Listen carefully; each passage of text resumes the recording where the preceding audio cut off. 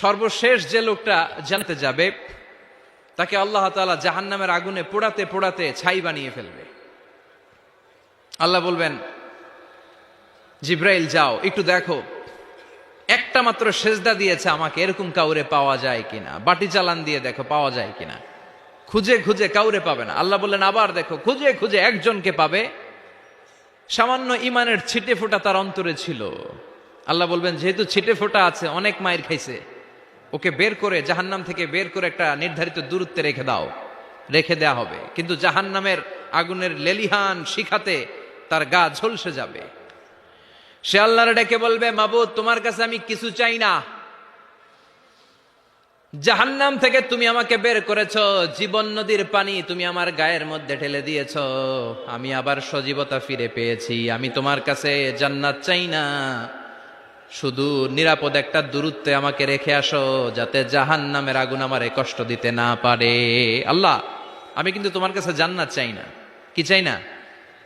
জান্নাত চাই না, কিন্তু জাহান্নামের আগুন আমারে কষ্ট দিচ্ছে, এতটা দূরত্বে রাখো যাতে জাহান্নামের আগুন আমার গায়ে না লাগে। আল্লাহ বললেন ওকে রাখবো, কিন্তু আমার সাথে একটা কন্ট্রাক্টে যেতে হবে, যে এটা তোমাকে দিলে তুমি আর নতুন করে কিছু চাবা না। সে বলবে আমি রাজি, কন্ট্রাক্ট হয়ে যাবে। আল্লাহ জিব্রাইলরে বলবেন যাও এমন দূরত্বে রাখো যাতে জাহান্নামের আগুন ওরে কষ্ট না দেয়। রেখে আসা হবে, অনেক দিন সে ওখানে আনন্দে থাকবে, আল্লাহ শুকরিয়া করবে। সে মনে মনে বলবে বেঁচে গিয়েছি, আমি বেঁচে গিয়েছি, জীবনে আর কিছু চাই না, জাহান্নাম থেকে আমি বেঁচে গিয়েছি।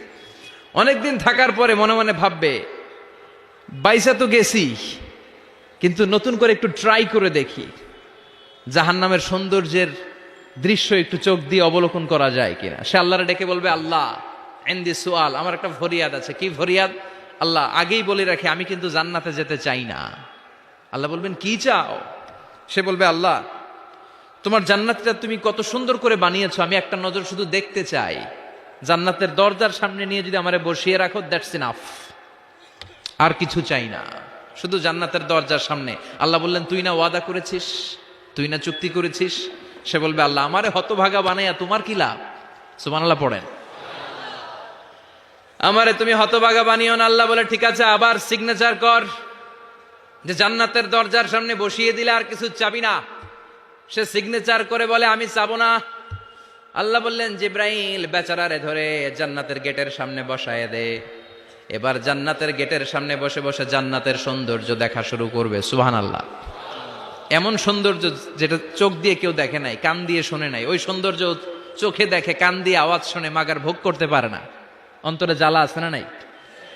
এয়ার কন্ডিশনের রুমে ঢুকতে না পারলেও, এয়ার কন্ডিশনের রুমের দরজার বাইরে দাঁড়ালো, এয়ার কন্ডিশনের রুমের একটা ঠান্ডা বাতাস গায়ে লাগে না?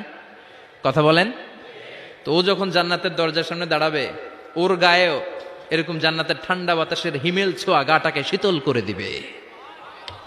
ওই শীতল হয়ে যাওয়ার পরে আর তো সহ্য হবে না, আবার আল্লাহরে ডাকবে। মনে মনে ভাববে আর একটু ট্রাই করি না, দোষ কি, আস্তে আস্তে অনেক দূর তো আগাইছি। সুবহানাল্লাহ কইবেন না? এবার আল্লাহরে বলবে আল্লাহ ইনদি সুআল, আল্লাহ তুমি যদি কোনো বিষয়ে নতুন করে ডিসিশন নাও, তোমারে জিজ্ঞেস করার মতো কি কেউ আছে? আল্লাহ বলেন না, আমি তো সব রাজার বড় রাজা, মহারাজা, আমার উপরে তো কারো কথা চলে না। ওই হতভাগা লোকটা বলবে আল্লাহ এত সুন্দর জান্নাত তুমি বানালা, চোখ দিয়ে সৌন্দর্য দেখি, কান দিয়ে আওয়াজগুলো শুনি, হুর আর গেলমান হেঁটে বেড়ায়, এত সুন্দর জান্নাত চোখ দিয়ে দেখি, ঢুকতে পারি না, আমারে কষ্ট দিয়ে তোমার কি লাভ? ও আল্লাহ আমারে তুমি মাফ করে দাও, জান্নাতের চিপার মধ্যে এক কর্নারে তুমি একটু আমারে জায়গা করে দাও। আল্লাহ বলবেন ওয়াই হাক ইয়াবনা আদম, তোর ধ্বংস হোক হে আদম জাত, মা আগদারাকা, তোর চেয়ে বড় গাদ্দার আমি আমার সৃষ্টিকুলে কাউরে দেখি নাই, কারণ তুই আমার সাথে চুক্তি করিস আর চুক্তি ভঙ্গ করিস। আল্লাহর রহমতের দরিয়ায় তখন জোশ খেলে যাবে, ওর আকুতি মিনতি চাহনি আল্লাহর রহমতের দরিয়ার মধ্যে জোশ লাগিয়ে দিবে। আল্লাহর দয়া হয়ে যাবে, মায়া হয়ে যাবে। আল্লাহ বলবেন ঠিক আছে জান্নাতে যা। লোকটা এবার এক দৌড়ে জান্নাতের ভিতরে ঢুকে যাবে। লোকটার দৌড় দেখে আবার লোকটারে আল্লাহ ডেকে বলবে একটু দাঁড়া, একটু দাঁড়া, জান্নাত তো দিছি, তো দৌড় দিলি কেন? সুবহানাল্লাহ কইবেন না?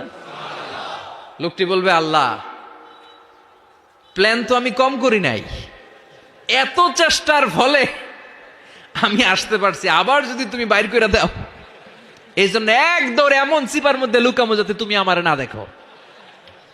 আবার আল্লাহর রহমতের দরিয়ায় জোশ খেলে যাবে, আল্লাহ কাছে ডাকবে, কাছে আয়, ও গোলাম তোর কি মনে চায় আমারে বল, আজকে তুই চাইতে থাক, আমি দিতে দিতে তোর মনের সব আশা পূরণ করে দেব। লোকটা খুশি হয়ে বলবে, আল্লাহ আমারে এটা দাও, বাড়ি দাও, গাড়ি দাও, নারী দাও, এটা দাও, ওটা দাও, একের পর এক চাইতে থাকবে, আল্লাহ সব তারে দিতে থাকবে। চাইতে চাইতে লোকটার সব চাওয়া যখন শেষ, সে বলবে, আল্লাহ আর আমার চাওয়ার কিছু নাই। আল্লাহ বলেন, নো, এত তাড়াতাড়ি যে তুমি খেলা শেষ করতে পারবা না মনু, আমার সাথে তোমার এই খেলা আরো লম্বা সময় চলতে হবে, তোমার অনেক কিছু চাইতে হবে। তুই আজকে চাইতে চাইতে তোর সব চাও আমার কাছে বলবি, আর আমি দিতে দিতে তোর জীবন ধন্য করে দেব। সে আবার চাইতে শুরু করবে, আল্লাহ এটা দাও, ওটা দাও, ওটা দাও, আল্লাহ দিতে দিতে সব দিবে। এরপরে বলবে, আল্লাহ মাফও চাই, দোয়াও চাই, আর চাওয়ার কিছু নাই। আল্লাহ বলবেন, তাই ঠিক আছে, তোরে আমি জান্নাতে ঢুকাই দিলাম, তবে মনে রাখিস তোর জান্নাতটা হবে সবচেয়ে ছোট জান্নাত, আর তোর জান্নাতটা হবে এই পৃথিবীর 10 গুণ। চিল্লায় এখন সুবহানাল্লাহ। বুখারীর বর্ণনা, আখিরু মান দাখালাল জান্নাহ, যে লোকটা সর্বশেষ অনেক মাইর খাইয়া রিমান্ডে থাকার পরে জান্নাতে ঢুকবে, তার জান্নাতটা যদি পৃথিবীর 10 গুণ হয়, তাহলে আমাদের সবাইরে ফেরদাউসে ঢুকাতে আল্লাহর কোনো সমস্যা আছে? চিল্লায় বলেন, সমস্যা আছে? এজন্য আমরা আল্লাহর কাছে কোন জান্নাত চাই? কথা বলেন। রব্বুল আলামিন বলেন, ওয়াসিকাল্লাযীনা ইত্তাকাউ রাব্বাহুম ইলাল জান্নাতি যুমারা হাত্তা ইযা জাউহা ওয়া ফুতিহাত আবওয়াবুহা ওয়া ক্বালা লাহুম খাজানাতুহা সালামুন আলাইকুম তিবতুম ফাদখুলুহা খালিদিন। সুবহানাল্লাহ পড়েন।